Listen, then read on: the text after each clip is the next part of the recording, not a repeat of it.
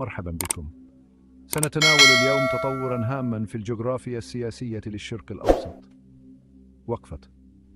كشف رئيس الوزراء الإسرائيلي بنيامين نتنياهو عن خريطة جديدة للشرق الأوسط خلال خطابه أمام الجمعية العامة للأمم المتحدة.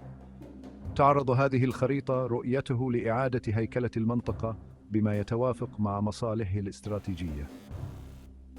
تقسم خريطة نتنياهو المنطقة إلى منطقتين متمايزتين، محور البركة ومحور اللعنة. ويمثل محور البركة المظلل باللون الأخضر الدول التي قامت بتطبيع علاقاتها مع إسرائيل، ويشمل هذا المحور إسرائيل ودولا إقليمية أخرى تعتبرها إسرائيل معتدلة.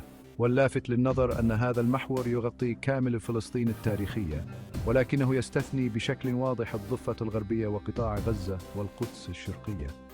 يلقي هذا الاستبعاد الضوء على موقف نتنياهو من القضية الفلسطينية، والذي يتعارض بشكل صارخ مع اتفاقيات أوسلو الموقعة عام 1993.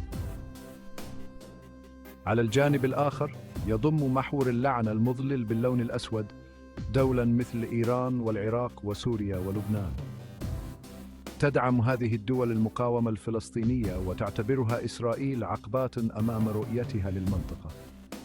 تتجاوز استراتيجية نتنياهو مجرد الاصطفافات السياسية، فهو يخطط لإنشاء ممر تجاري بري وبحري يربط الهند بأوروبا عبر محور البركة. تهدف هذه الخطوة إلى تعزيز العلاقات الاقتصادية وترسيخ الهيمنة الاقتصادية الإسرائيلية.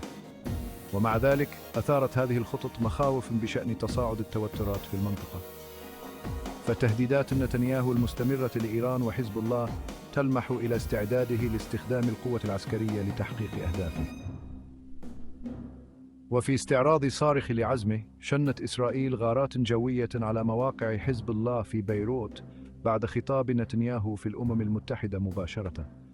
ويثير هذا الموقف العدواني ناقوس الخطر بشأن زعزعة استقرار المنطقة. وقد حذر مسؤولون أمريكيون من تداعيات هذه السياسات على الاستقرار الإقليمي والمصالح الأمريكية. ويسلط هذا السيناريو الضوء على الحاجة الملحة إلى حلول سياسية للأزمات القائمة بدلاً من اللجوء إلى العنف والتصعيد.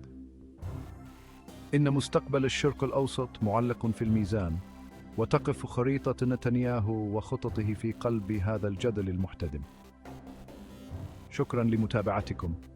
كونوا على إطلاع وابقوا آمنين. لا تنسوا الإعجاب والمشاركة والاشتراك لمزيد من التحديثات.